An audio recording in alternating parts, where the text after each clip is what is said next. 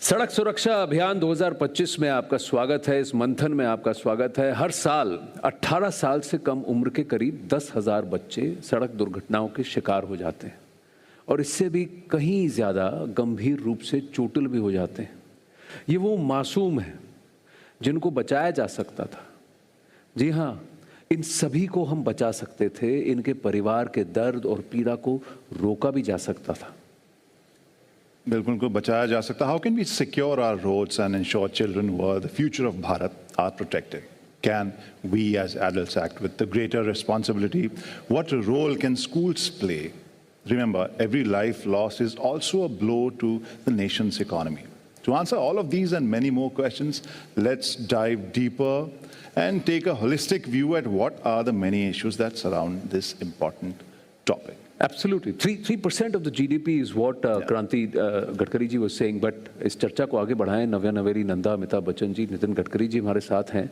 लेकिन एक शख्स को हम मंच पर आमंत्रित करना चाहते हैं.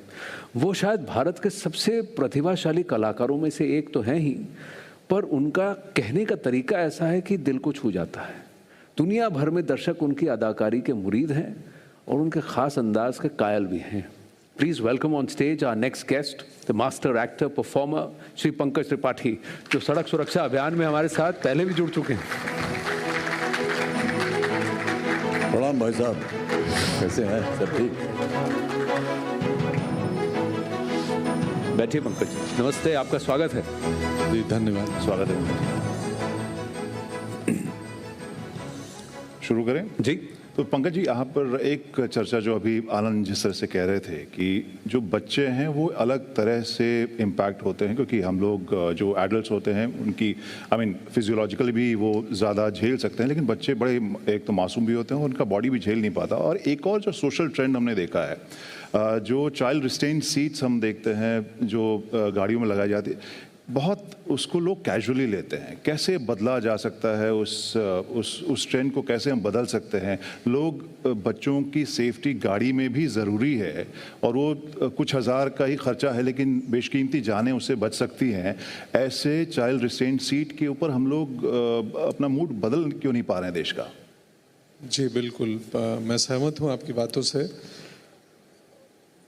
बच्चे जो हैं सबसे संवेदनशील सड़क उपयोगकर्ता होते हैं, क्योंकि एक वयस्क का शरीर जो है वो एक चोट को सहन कर सकता है बहुत हद तक. बच्चों के लिए मुश्किल है, तो उस पर तो खास ध्यान देना चाहिए पेरेंट्स को भी, समाज को भी, कि इनकी सेफ्टी कैसे दुरुस्त हो, या इनकी प्लेसमेंट कहाँ हो. अगर किस आयु के बच्चे हैं तो आगे बैठें या ना बैठें, इन चीज़ों पे भी ध्यान देना चाहिए. इनफैक्ट एक और चीज़ मैंने कई बार सड़क पे देखी है और मैं डर गया देख के, कि वो जो सनरूफ वाले सर गाड़ियाँ होते हैं तो उनमें खोल के और चलती गाड़ी में बच्चे का सर निकला हुआ है और ऊपर से हू कर रहा है. पेरेंट ही चला रहे होंगे. तो मुझे लगा यार कि मैं कैसे आगे जाके इनको बोलूँ कि ऐसा मत करिए, ये सनरूफ खोल के बच्चे को खड़ा मत कीजिए. अभी हम उतने विकसित हालात में नहीं है कि कोई चीज़ ना आ जाए अचानक उसके माथे पे चोट न लग जाए. तो खास ध्यान तो देना ही पड़ेगा उन उपकरणों के लिए भी जो बच्चों के सुरक्षा को ध्यान में रखी जाए. ये कई बार हमने देखा है कि वो अपना खिड़की से बाहर निकल के और हवा खाने के लिए खड़े हो जाते हैं. थोड़ी बहुत गलती हमसे भी हो गई है ऐसे कई बार जी. और जनता बहुत आ गई, गाड़ी हमारी रुक गई है और भीड़ ज़्यादा है, सबको हाथ वाथ हिलाने के लिए ऊपर की खिड़की खोल के बाहर निकल के हाथ वाथ हिला के अंदर आ जाते हैं. लेकिन एक आध बार हमने फिर और भी बदमाशी कर दी थी. वो भारत जीत गया भाई साहब वर्ल्ड कप. तो छत खोल के रात को 12 बजे भारत का झंडा लेकर के हम निकले बाहर घूमने के लिए. पर हाँ, वो कभी एक अवसर था. हाँ. लेकिन वो गलत चीज नहीं, उसमें आप ओवर स्पीडिंग नहीं जा रहे हैं. आपकी गाड़ी 10-20 पे जा रही है, 10-20 की स्पीड पे जा रही है, तो वो बात अलग है. लेकिन क्या है, एक अगर आप शख्स को देख लेंगे ना, और अगर वो दुर्भाग्यवश सेलिब्रिटी हो गया तो क्या वो कर सकते हैं, हम भी करेंगे जी. ये एक वो चीज़ हो जाती है. हाँ, ये सनरूफ खोल के इसलिए हमें फिर बहुत अनुशासित ढंग से रहना पड़ता है. एक्चुअली हाईवेज और आदत बन जाती है लोगों में. तो वो कर रहा है तो हम भी करेंगे. ये मेन हाईवेज पे या बड़े रोड्स पर सनरूफ खोल करके जाने में फाइन भी है सर. एक्चुअली ये ठीक नहीं है। फाइन है उस पर मोटर व्हीकल। हाँ 1,000 से 10,000 रुपए तक का फाइन आप पर लग सकता है, जुर्माना लग सकता है as per the motor vehicles act. इसकी जानकारी section 184F of the motor vehicles act है जो ये अब इस बात को निर्धारित हाँ जी। कैमरों के कारण ई चालान आता है। अभी मैं दिल्ली में रहता हूँ, पर ये वर्ली बांद्रा के ऊपर मेरी ओवर स्पीड हो गई गाड़ी मेरे नाम की मुंबई में। मुझे ई चालान मुझे भी मिला। मैं मंत्री बताइए सिस्टम ऐसी हो गई कि वो किसी को माफ नहीं करती। किसी को जिसने नियम तोड़ा उसने नियम तोड़ा, और गाड़ी जिसके नाम की है वैसा है। आप कुछ इनफैक्ट ये ई चालान आने से ना एक चीज हुई है कि मेरे साथ भी ऐसा हुआ कि मैं नहीं था गाड़ी में, सीलिंग पे ही कोई और चला रहा था, तो जब जो वाहन चालक हैं उनको बताया गया कि भैया 2,000 का फाइन आया है, तो अगली बार मैं जा रहा था तो वो 70 के ऊपर गया ही नहीं। तो ध्यान रहा, तो मुझे लगा यार ये चालानों का भी असर होता है। आप एक बार आ जाए और पे कर दें तो दूसरी बार वाहन चालक भी ध्यान रखते हैं कि कुछ भी हो जाए।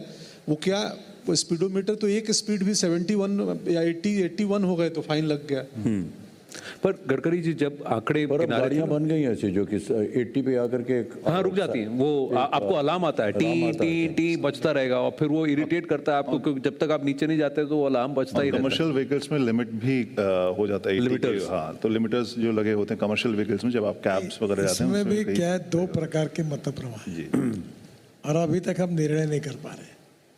अभी हम लोग एक्सिस कंट्रोल एक्सप्रेस हाईवे बना रहे हैं और स्वाभाविक रूप से रोड का डिज़ाइन जो है वो 160 किलोमीटर 180 किलोमीटर तक किया है, पर हम स्पीड के बारे में 140 करना कि नहीं करना, तो कभी कभी ये समस्या आती है कि इसमें आधे आधे इसमें लोग डिवाइड हुए हैं। हाँ।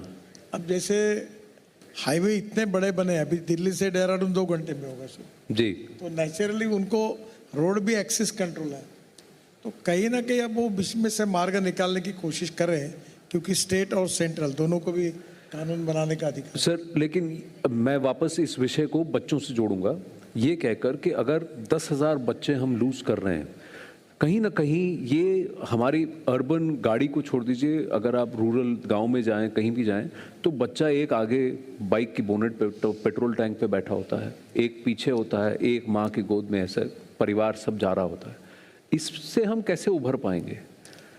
देखिए, सबसे पहली बात यह कि स्कूटर पर कितने लोगों को बिठाना चाहिए, दूसरी बात हेलमेट पहनना चाहिए, बच्चों के लिए भी हेलमेट है। हाँ। प्रॉब्लम ये आता है कि जो सब जगह घुमा फिरा कर बात वही आती है कि हम अधिकार है, कर्तव्य है, हमारी जिम्मेदारी भी क्या है। तो कोई ना कोई, जब तक हम ये सोचेंगे नहीं कि हमारे जीवन ये बहुत ही महत्वपूर्ण है, अनमोल है, और इतने छोटे से बात के लिए अगर हमारा जीवन कहीं हमारा चला जाता है तो बहुत बड़ा नुकसान है। पैसे का नुकसान फिर से हम लोग कमाई कर सकते हैं, और इसलिए हम संवेदनशील होकर जिम्मेदार नागरिक के रूप में इन रोड सेफ्टी के लिए, नियमों के लिए इसका हम पालन करेंगे। अब वो उसमें एक बात जो ये कह रहे कि वो 70 के स्पीड से ड्राइवर क्यों चल रहा है, क्योंकि फाइन पड़ा उसको। अब इन्फोर्समेंट की अपनी एक मर्यादा है। अब मैंने ये जब नया कानून पास पार्लियामेंट में हुआ तो फाइन की अमाउंट भी बढ़ा दी। अब कुछ लोग बोलने लगे कि फाइन की अमाउंट बढ़ा दी तो भी लोग बेफिक्र होते कुछ लोग। हाँ। तो केवल इन्फोर्समेंट से भी नहीं होगा, हमको सबको लोगों का ये ह्यूमन बिहेवियर बदलना होगा। बट ये कैसे करें अमित जी, पंकज जी? मैं जी सर एक बात थोड़ी सी पीछे जा रहे हैं। अभी आपने कहा था कि वो फटफटिया पे एक आगे बैठेगा, फिर पीछे बैठे हैं और 2 तो ऐसे है। सर वो कई लोगों का ये ऐसी धारणा है कि ये जो इस घर का जो पुरुष है वो काम करता है पूरे हफ्ते, एक इतवार मिलता है उसको परिवार के साथ समय बिताने का, तो वो चाहता है कि मैं अपने परिवार को घूमने ले जाऊं कहीं, क्योंकि परिवार जो है वो भी घर पे बैठा रहता है। उसका परिवार है, 2 बच्चे हैं और पत्नी है, कैसे ले जाए उनको? साधन है नहीं उसके पास, कोई फटफटिया है तो उसको वो शौक है कि चलो आज हम पूरे परिवार को ले जा रहे हैं। सर उनके मन में ये होता है कि हम अपने परिवार को घूमने ले जा रहे हैं, इसलिए बैठने की जगह है नहीं, इसलिए उनको आगे पीछे बैठाना पड़ता है। हाँ। एक ये उनके एक साइकोलॉजिकल एक बात होती है उनके मन में, how to take care of my family. एक ही दिन मिला है, चलो इनको घुमाने ले जाते हैं आज। तो तो उनके लिए एक शौक बन जाता है। I agree that there is a two-wheeled vehicle. There are 4 people to travel. It's a compulsion, societal compulsion. वो कहते हैं हमारा पूरा परिवार हम उनको ले जा रहे हैं ना कहीं, हाँ, और ले जाने की क्षमता नहीं है, तो वो सबको एक ही साथ बैठा देते हैं। हाँ। अब ये 4 पहिया वाहन में भी तो और बच्चे वो को हम कहते हैं सीट बेल्ट एक नहीं ही दिन तो पहचानते। मिलता है, हम परिवार को घुमा सकते हैं। तो अब आप ये बताइए कि 4 पहिया वाहन में भी बच्चे को जो है सीट बेल्ट नहीं पहचानते, because the kid is going to cry, बच्चा शोर मचाएगा, नहीं बैठेंगे, I will not sit, I want to chill, I want to ride and you want to drive peacefully, so okay how do I solve this? नहीं, अगर 4 पहिया वाहन है तो जैसे अगली बार चॉकलेट नहीं मिलेगा तुमको, बैठ जाओ चुपचाप इधर। नहीं, विदेशों में एक छोटे बच्चों की एक अलग कुर्सी लगाते हैं जो नहीं, इधर भी मिलती है भाई साहब। इधर भी मिलती है, लेकिन यहाँ अभी चलन में नहीं है। इधर भी मिलती है, नियम भी है, पर बहुसंख्या लोग लगाते नहीं, ये समस्या। सर कार का कुशन कवर लगाते हैं, ऊपर कवर चढ़ाते हैं तो उसमें सीट बेल्ट अंदर दबा देते हैं। तो आप सोचिए ना, या कई लोग पीछे वाली कुर्सी में उनको बांध के एक तो मोबाइल यहाँ रख देना चाहिए, को कार्टून चला दीजिए, वो देख रहा है कार्टून। नहीं, वो लेकिन बैठा रहेगा। उसी से जुड़ा हुआ दूसरा सवाल जो थोड़ी देर पहले आप अमित जी और नितिन जी आप दोनों कह रहे थे, स्कूल में और अर्ली एज में भाषा और शब्दों का जो असर होता है बच्चों पर, स्कूल का क्या रोल आप देख रहे हैं नितिन जी? अगर हम लोग स्कूल के एक्टिव रोल या एक्टिव इन्वॉल्वमेंट की बात करें बच्चों के करिकुलम या एजुकेशन में। देखिए, आपने बहुत महत्वपूर्ण बात बताई है। पहली बात, जितने हमारे टीचर्स हैं, मुख्याध्यापक है, प्राचार्य है, ये पहली बात स्कूल वैन और स्कूल बसेस की जो डिसिप्लिन है उसका पालन करें। और ये बहुत संख्य जगह पर स्कूल की ही बसेस होती हैं, तो कहीं ना कहीं अभी क्या हुआ कि पेट्रोल डीजल का खर्चा ज़्यादा आता था, तो इलेक्ट्रिक की बसेस के हमने काफ़ी उत्साहित कर रहे हैं और छोटी छोटी आ रही है, तो उसमें सुरक्षा का ध्यान लेकर एक बस के साइज़ के हिसाब से कितने बच्चे जाएंगे ये कानून में डिफाइन किया है। तो पहली बात ये चिंता करें। दूसरी बात, जो ड्राइवर जो है जो बच्चों को लेके आता है, अभी आपको एक हादसा हुआ ये दिल्ली मेरठ हाईवे पर, एक स्कूल बस रॉन्ग वे आई और उसके कारण एक बड़ा इश्यू हुई, टक्कर हुई, 7-8 लोग मर गए। जी, तो ये कहीं ना कहीं वो ड्राइवर को एक बार हेड मुख्याध्यापक और प्राचार्य ने बुलाकर उसको समझाना चाहिए कि बच्चे तुम्हारे गाड़ी में आते, तुम्हारी जिम्मेदारी है, कोई भी ओवर स्पीड करना, वन वे होगा तो वन वे से जाना, नियमों का पालन करना, उनको बुलाकर उनको समझाना चाहिए। दूसरी बात, स्कूल में जो एंट्री पॉइंट और एग्जिट पॉइंट है, जैसे बड़ा नेशनल हाईवे जा रहा है, अब कोई बांधते समय अंदर बड़ा अच्छा डेकोरेशन करते हैं, पर एंट्री में सरकारी जगह जितनी मिल सकती है उतनी इनक्रोच करने की प्रवृत्ति होती है, और फिर वहाँ जाने आने में एकदम वो रोड पर आ जाते हैं। और जब समय जो होता है स्कूल में आने का वो एक निश्चित होता है, उसी समय एकदम जाम हो जाता है, फिर स्कूल छुट्टी, एकदम सब गाड़ियाँ इकट्ठा हो जाती है। तो क्या मुख्याध्यापक और प्रिंसिपल अपने स्कूल का प्लानिंग करके, पार्किंग की व्यवस्था करके, बच्चों को डिसिप्लिन में रोड क्रॉस करने के बारे में चिंता करेंगे तो ये बहुत एक्सीडेंट्स कम हो जाएंगे।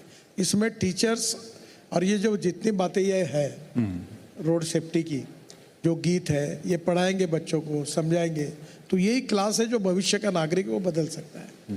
पंकज जी? नहीं, मैं 2 चीज़ें मुझे अचानक ध्यान में आई। एक तो स्कूलों में मैं ये देखा हूँ खुद कि बच्चे सुबह की क्लास करने 6:30-7 बजे चले जाते हैं, नींद पूरी नहीं है। पेरेंट्स जब उनको 12 बजे बाइक पे ला रहे हैं और बच्चा पीछे पापा को पकड़ा है और सो रहा है, मैंने 2-3 बार ऐसा गाड़ी आगे जाकर उनको बोला है कि बच्चा सो रहा है, पीछे पकड़ा हुआ है लेकिन वो नींद में है। तो ये भी एक ध्यान दें कि या तो बच्चे प्रॉपर सो के जाएं, रात को जल्दी सुला दें, वरना बाइक पे मैंने बहुत बच्चों को सोते हुए देखा है अकेले। दूसरी चीज़ सर, सरकारें चाहें या पता नहीं होंगी भी, मैं अनभिज्ञ हूँ, नहीं पता है मुझे, कि रोड सेफ्टी के बारे में बच्चों को एटलीस्ट 7वीं 8वीं 6ठी क्लास में कुछ एक अध्याय ही हो जिसका इम्तहान ना हो, लेकिन उनको पढ़ाया जाए कि रोड, क्योंकि जब मैं ड्राइविंग टेस्ट देने गया तो मुझे बहुत सारे चिन्ह और सिंबल के बारे में पता नहीं था कि इसका क्या मीनिंग है, इसका क्या मीनिंग है। तो अवेयरनेस उस उम्र में कराई जाए। अगर एक ही क्लास, एक ही पाठ्यक्रम, मतलब कहानी हो कि भाई 4 पन्ने तुम्हें रोड सेफ्टी के बारे में भी तुम जान लो, तो उससे भी शायद असर पड़ेगा बहुत। हैव यू एवर, मैं आपसे पूछना चाहता हूँ, सी नंबर्स देखें So the numbers say 45% of the total fatalities were because people were wearing helmets, and nearly 70% of the fatalities is because they were speeding. These are the numbers. जो गाड़ी में 4 लोग बैठते हैं, कार में, हेलमेट, बाइक में 2 लोग बैठते हैं, आज तक कभी जो पीछे सीट बेल्ट नहीं लगाया उसको कभी पकड़ा है? नहीं पकड़ा है। आगे वाले में जो बैठा है सीट बेल्ट लगा, नहीं तो फाइन लगेगा।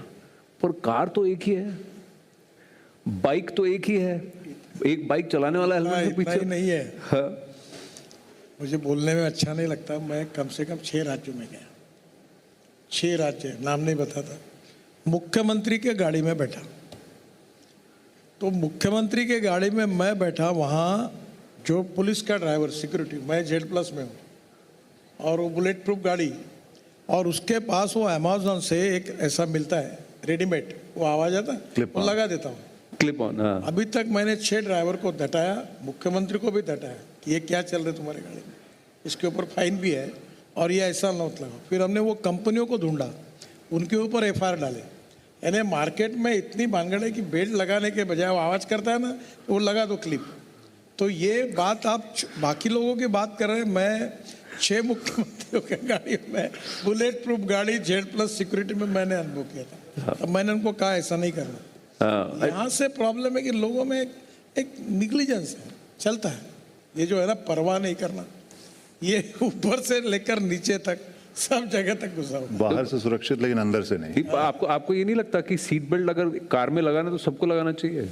बिल्कुल, अभी जाकर हम पीछे जो बैठने वाले हैं अभी सीट बेल्ट पहनते हैं, लेकिन बहुत बार स्कूल्स में देखा है कि जब स्कूल की छुट्टी होती है तो एक गाड़ी में 10-12 बच्चे कारपूल करके वापस घर जा रहे हैं, सीट बेल्ट सिर्फ 4 लेकिन बच्चे 10। अगर कुछ एक्सीडेंट हो गया या अचानक से ब्रेक लगा तो चोट लग सकती है, उसकी वजह से एक्सीडेंट हो सकता है, और सीट बेल्ट नहीं है, लेकिन फिर भी लोग 10-12 लोगों को एक ही गाड़ी में, जो कारपूल सिस्टम होता है आजकल हम देखते हैं, हमने भी किया है जब छोटे थे, हम लोग अपने दोस्तों के साथ स्कूल में जाते थे, लेकिन वो डिसिप्लिन कभी उस उम्र से हमें बताया नहीं गया था कि अभी इतने लोगों को एक गाड़ी में जो 4 लोगों के लिए बनी है उसमें 10 लोग कैसे बैठ सकते हैं, कैसे सुरक्षित रह सकते हैं। तो अभी जाकर हम धीरे धीरे सीख रहे हैं कि अभी पीछे भी बैठना हो तो सीट बेल्ट लगा कर बैठना हो, ज़्यादा लोगों को गाड़ी में ना बिठाए, ताकि जो सेफ्टी मेजर्स हैं वो सिर्फ 4 लोगों के लिए हैं, उससे ज़्यादा अगर कुछ हो गया तो चोट लग सकती है, उससे ज़्यादा भी बहुत कुछ हो सकता है। तो अभी आई थिंक धीरे धीरे जाकर हम सीख रहे हैं, लेकिन जैसे कि पंकज जी ने कहा कि स्कूल्स में ये सब सिखाना बहुत ज़रूरी है, जो साइनेज है, सिंबल्स है, नो एंट्री का साइन, छोटे बच्चों को अगर ये पढ़ाया जाए तो रोड क्रॉस करते समय या स्कूल चलते समय भी उनको अगर ये साइंस नोटिस आए तो उनको पता तो चले कि अच्छा ये यहाँ पर जाना मना है, यहाँ पर गाड़ियाँ तेज़ी से आती हैं तो शायद धीरे से या ध्यान से सड़क को पार करना चाहिए। तो वो उस पर बिल्कुल मुझे भी लगता है कि स्कूल्स में अगर ज़्यादा हम सिखाएं या क्लास रखें या एक टेस्ट भी रखें उनको क्विज़ करने के लिए कि उनको कितनी जानकारी है सड़कों के बारे में, उससे बहुत फ़ायदा हो सकता है। ये थ्रिल वर्सेस सेफ्टी वाला एक और इशू है जो मुझे लगता है सबसे बड़ा, वो कहते हैं ना, तो ये एक छोटी सी बात बता दूं जी। पहले हमारा कानून यही था कि सामने ड्राइवर और उसके बाजू में जो बैठता है उसी को बेल्ट लगाने का था। हाँ, तो हमारी गाड़ियाँ उसी प्रकार से बन रही थी। अभी भारत NCAP में स्टार रेटिंग हुआ है, तो हर गाड़ी वालों को स्टार रेटिंग के कारण हर मैन्युफैक्चरर सुधर गया, क्योंकि कुछ कंपनी ने एडवर्टाइजमेंट किया है कि हमारे मॉडल स्टार रेटिंग में इस ग्रेड में आते हैं। अच्छा, इसके टेस्ट में कौन पास होता है कौन नहीं होता ये अखबार में आता है, तो मैन्युफैक्चरर कॉशियस हो गए। और अभी हमने कानून इशू करने के बाद अब जो पीछे वाले बैठने में जो 3 लोग बैठते हैं उनके लिए बेल्ट वगैरह थोड़े कन्वीनियंट बनाना शुरू हो गया। पुराने मॉडल में ये नहीं थे, उसको तकलीफ होती थी। अब नए मॉडल्स में इकोनॉमिक मॉडल से लेकर सब में आ रहे हैं। फिर हमने एयर बैग्स थी वो 4 ही थी, अब 6 एयर बैग्स मैंडेटरी की जी। तो ये जो भारत NCAP का जो स्टार रेटिंग है, हर गाड़ी को मॉडल को लेना पड़ता है और वर्ल्ड में होता है। और अभी हमारी गाड़ियाँ वर्ल्ड से हमारे यहाँ गाड़ी टेस्ट करने के लिए आ रही है। हमने अच्छे इक्विपमेंट और लेबोरेटरी टेस्ट की है। तो अभी जो पहले जो पुराने मॉडल थे उसमें ये थोड़ा अनकंफर्टेबल था। हाँ। और अब नए मॉडल्स में ये ठीक प्रकार से हुआ है। हाँ। अभी बसेस को भी हम लोग जो 45 सीटर 50 सीटर बसेस है उसमें भी जैसे हवाई जहाज में होता है ना इकोनॉमिक belt। क्लास में, वो करने के लिए हम वो भी इशू करने के लिए सोच रहे हैं जी। कि बसेस में भी जब खाई में गिर जाती है तो ध्यान में आया कि जैसे गार्डिंग के लिए उसके लिए भी आवश्यक है। आवश्यक है। स्कूल्स में तो है, अब जहाँ मेरे बच्चे जाते हैं उनके बच्चे, अब उनके स्कूल बसेस में अब सीट बेल्ट आ गए हैं। पर वो क्या है कि वो काम नहीं करते। नहीं, कैसे देखो, पढ़े हुए हैं लेकिन काम 10 नहीं करते। बच्चों की कैपेसिटी होगी और 16 बिठाएंगे तो बेल्ट तो 10 ही होंगे, 6 बच्चे कहाँ बेल्ट लगाएंगे। हाँ, अभी कुछ स्कूल्स ने तो ये करना बंद कर दिया, जो कैपेसिटी है उसी के अंदर सीटिंग कर रहे हैं, नहीं तो एडिशनल बसेस कर रहे हैं। अब ये धीरे धीरे और बढ़ने की आवश्यकता है। हमें भी आगे बढ़ना होगा इस सड़क सुरक्षा अभियान के इस टेलीथॉन में। वक्त हो चला है छोटे से ब्रेक का। ब्रेक के बाद फिर इस चर्चा को आगे बढ़ाएंगे। जाते जाते सड़क सुरक्षा अभियान का एंथम एक और भाषा में आपको सुनाते हैं। প্রিয়জনের জন্যে আর নিজের জন্যে, স্পন্দনের জন্যে, জীবনের জন্যে, এই কথা বারে বারে